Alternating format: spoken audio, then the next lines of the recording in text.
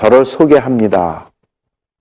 저는 항암제 개발하는 사람이에요.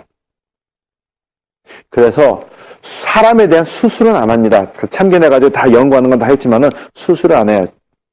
그렇지만 항암제 치료와 항암제, 그다음에 암을 치료하는 데서는 제가 전문이에요. 수술은 안 해도.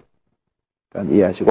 그래서 약대에서 학생들을 가르치고 연구 저기가 있고, 특허도 항암제에 관한 특허는 제가 13개가 있어요. 논문도 많고. 암 전문의가 되고 싶었는데 어느 날 친구가 저를 초대를 합니다. 거기 참석을 했어요. 근데 어떤 분이 강의를 하시냐 하면은 유럽 분이신데 대학 교수님이고 제약회사 큰 디렉터예요. 교과서에서는 볼 수 있는 분이에요. 근데 그분이 강의를 하십니다. 요약해가지고 말씀드리면 이거예요. 암 전문의가 돼가지고 암을 고치게 되면은, 그러니까 80년대 초니까 항암제에 대해서 이런 게 우리가 잘 몰랐을 때예요. 근데 그러고 그때 우리가 아는 건 수술 잘해가지고 잘 깨매면 되는 줄 알고 그럴 때고. 근데 암인 전문의가 돼가지고 수술해가지고 암 환자를 고쳤을 때 평생 해봤자 몇 명이나 고칠 수 있냐 이거예요. 근데 우리 회사는 내가 연구하는 거는 암을 정복할 수 있는 항암제를 개발하는 겁니다. 암을 정복할 수 있는 항암제를 개발하게 되면 한 사람, 두 사람의 사람을 구하는 게 아니라 한꺼번에 수백만 명, 만 명, 수백만 명, 우리가 죽은 다음에도 사람의 생명을 구할 수 있습니다.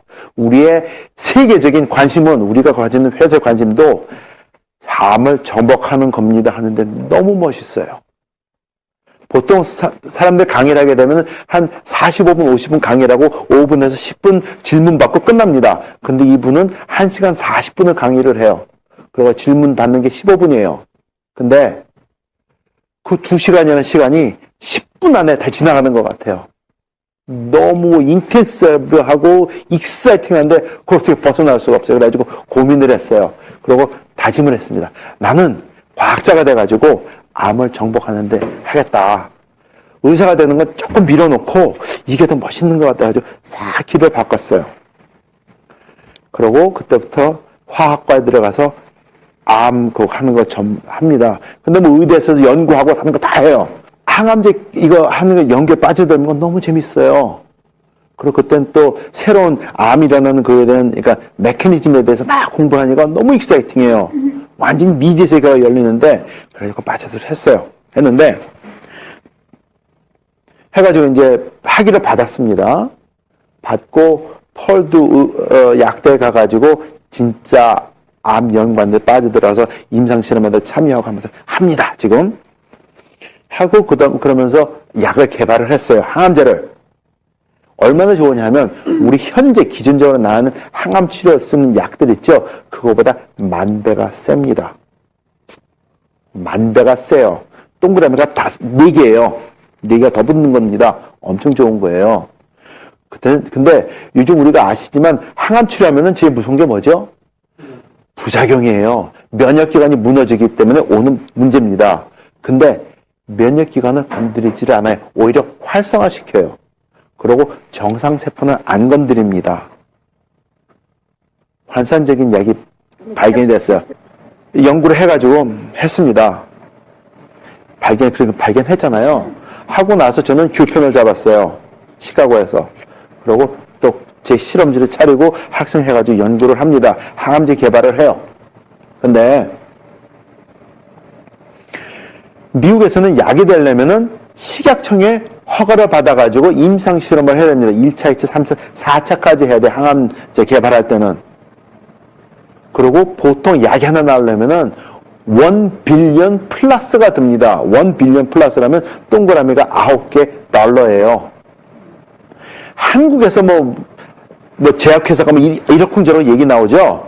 한국에서는 죄송하지만 제약회사가 없어요. 무슨 제약 이름 붙이죠? 제약회사 없습니다. 한국에선.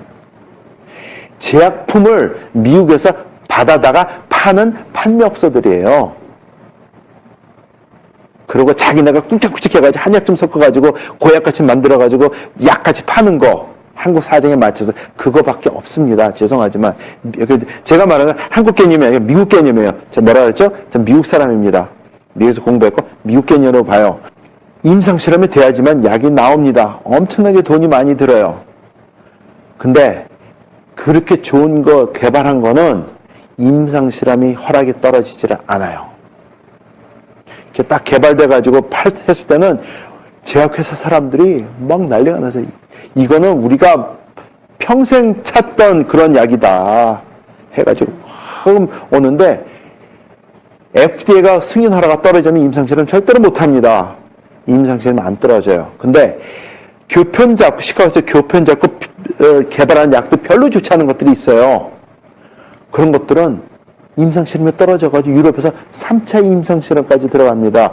약효를 비교할 때는 이거는 비교를 할 수가 없어요. 이거 너무 좋은 걸 봤기 때문에 이런 것도 약인가 할 정도밖에 안 돼요. 근데 그건 돼요. 근데 뭐냐, 이게 답입니다. 그 약이 임상실험에 떨어져가지고 사람들 혜택이 갈 수 있는 처방약이 되는 것을 정부가 막아요. 제약회사가 원하지 않아요. 왜냐하면 그때 당시 항암제 제약회사 시장이 $500 빌리언 였어요. 그게 무너지게 되면 미국의 IMF가 옵니다. 막아요. 무서운 나라예요, 미국. 그래가지고 그러시면서 하시는 게 이거예요. They still know who you are. they가 누굽니까? 그때 깨달음이 왔어요. 내가 여태까지 과학자가 되겠다 해가지고 투자했던 게 이게 아무 의미가 없구나. 그 뒤에는 더 큰 힘이 있구나. 깨달음이 와요. 그때부터 그 순간에 항암제 개발은 접었습니다. 그러니까 몇십 년 연구한 거를 아예 없애버리는 거예요. 뭔가 해야 된다. 그때 떠오른 게 치매약 개발이에요. 그래서 세계 최초로 약초에서 치매약 뽑기 시작한 사람이 접니다. 여러분들 카레 먹으면 치매 예방된다는 얘기 들어보셨어요? 그거 한 사람이 저예요. 세계 최초로. 그래서 그거에 관련된 투건 제가 다 가지고 있어요. 강황이죠. 카레 원료. 카레. 카레 얘기는 이제 나중에 이제 연구 다 되고 나오고 논문 발표된 다음에 영어로 하면 털머릭이죠. 터머릭. 근데 어떻게 카레 먹고 그 카레 먹고 치매 예방은 절대 안 됩니다. 엄청 많이 먹어야 돼요.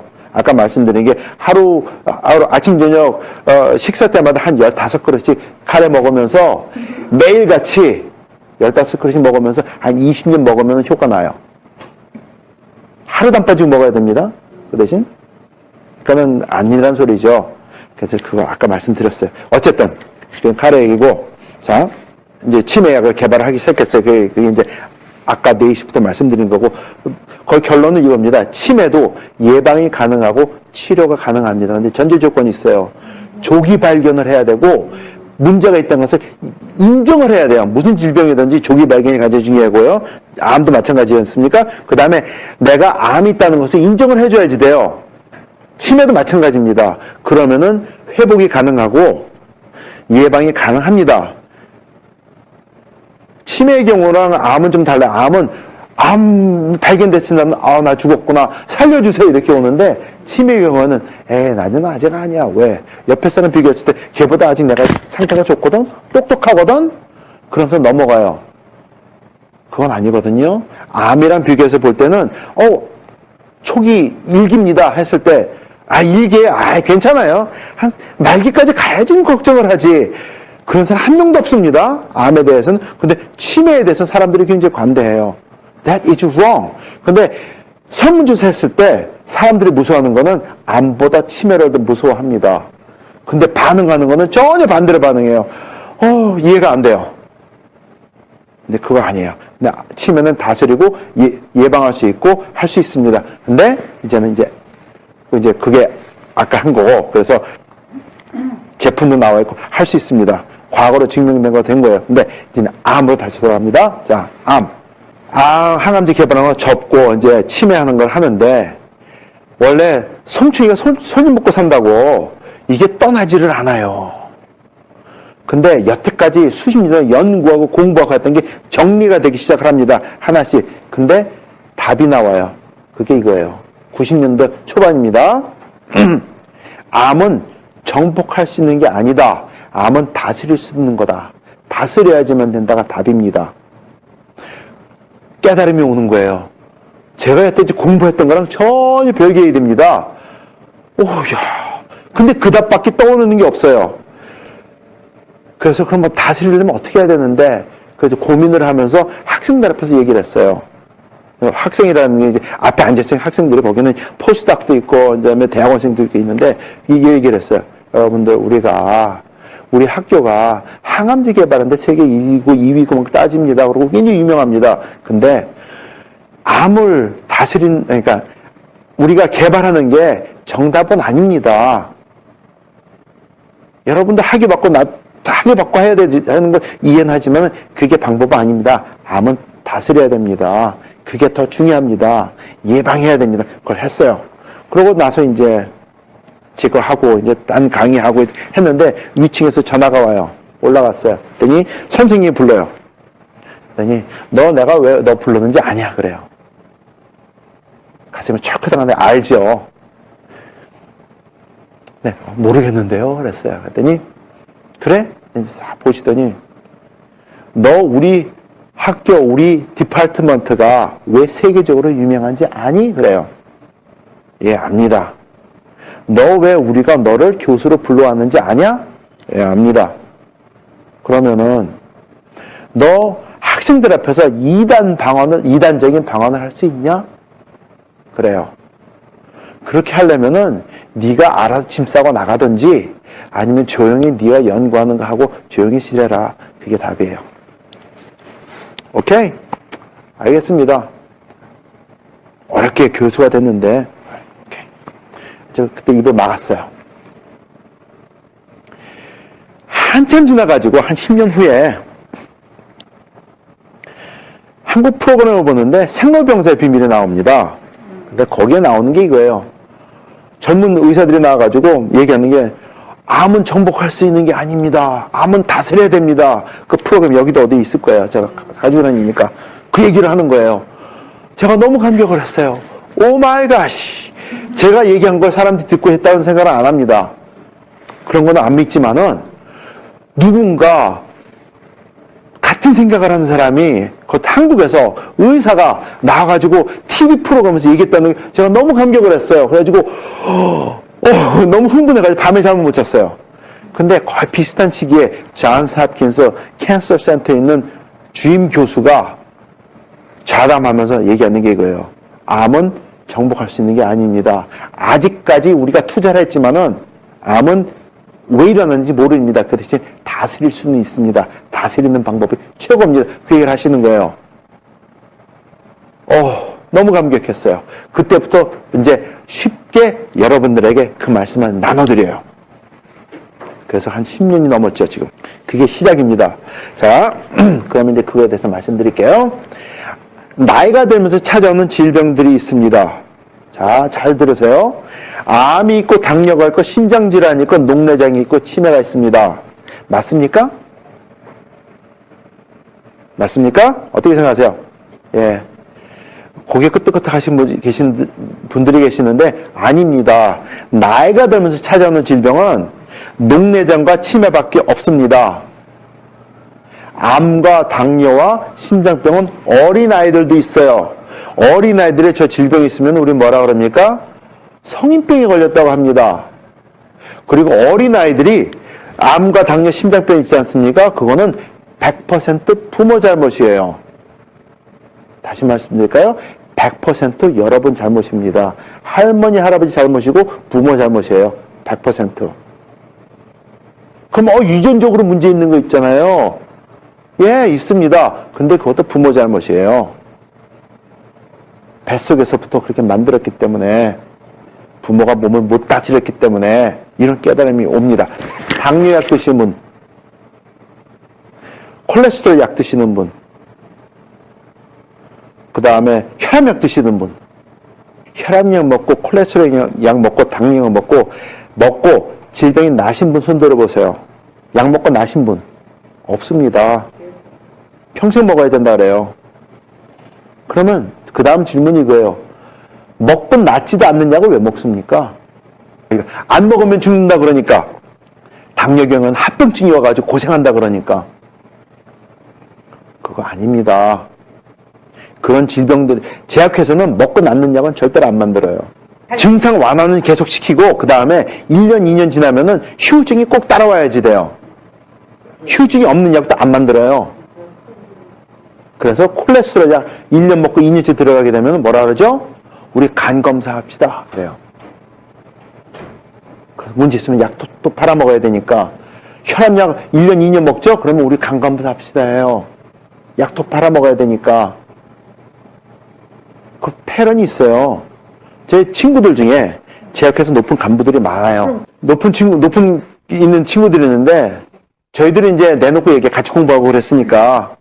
근데 걔네들도 마찬가지예요. 이제 제가 항암제 개발하는 게 아쉬운 점이 있잖아요. 그러니까 이제 걔네들 만날 때마다 얘기를 합니다.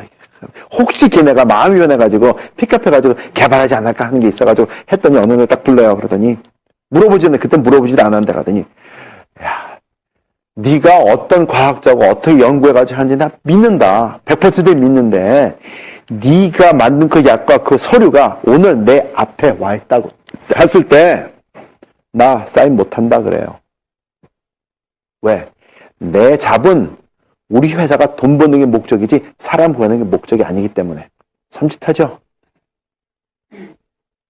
그래서 제약회사는 먹고 나는 약은 절대로 안 만듭니다. 근데 항암제는 더 심해요. 무섭습니다. 세계 경제를 움직이는 힘이 5가지가 있어요. 뱅킹 인더스트리가 있고요. 오일 비즈니스가 있고요. 컴퓨터 산업이 있고요. 그 다음에 제약 산업과 음식 산업입니다. 근데 제약 산업과 음식 산업은 같이 돌아가요. 왜냐하면 음식 산업으로 병을 만들고 제약 산업으로 돈을 벌어야 되기 때문에. 세상은 무섭습니다. 저는 거기에 들어가진 않았지만 그 맛을 보고 나온 사람이에요. 제가 만약에 그거를 풀었으면 저 이 세상 사람 아닙니다. 세상은 무서워요. 자, 모든 질병을 다스려 낫게 하려면은 몇 가지 우리가 해야 될 게 있어요. 그게 이겁니다. 저는 리액트라고 해요. 이건 미국 친구들과 캐나다에서 외국 사람들한테 할 때 써먹는 건데 이겁니다. 첫 번째가 recognition이에요. recognition은 knowledge입니다. 지식 없이는 무슨 질병을 초기 증상이고 뭐고 증상에 대해서 알 수가 없어요. 그죠? 원인에 대해서도 알 수가 없습니다. 그래서 그걸 알기 위해서 첫 번째가 recognition이에요. 지식이 있어야 돼요. 여러분은 여기 오신 게 적어도 저 지식은 가져가시기를 바랍니다. 오케이? recognition. 그 다음에 두 번째가 early detection이에요. 조기 발견을 해야 돼요. 그래야지 예방이 가능하고 치료가 가능해집니다. 그래서 early detection. 늦게 디텍션 하면은 죽을 확률이 점점 커지니까 헤어나지 못할 확률이 높아지니까 early detection이고요. 그 다음에 acknowledgement예요. acknowledgement는 오케이 지식도 있고 early detection도 알겠어. 근데 많은 사람들이 특히 치매 경우 그런데 증상이 딱 잡혔을 때 나는 아직 아니야. acknowledge를 안 해요. 근데 acknowledge를 해야 돼요. 보통 사람들은 하면은 denial이 먼저 갑니다. 나는 아직 아니야. 나는 아니야. 가리는데 그러면 못 고칩니다.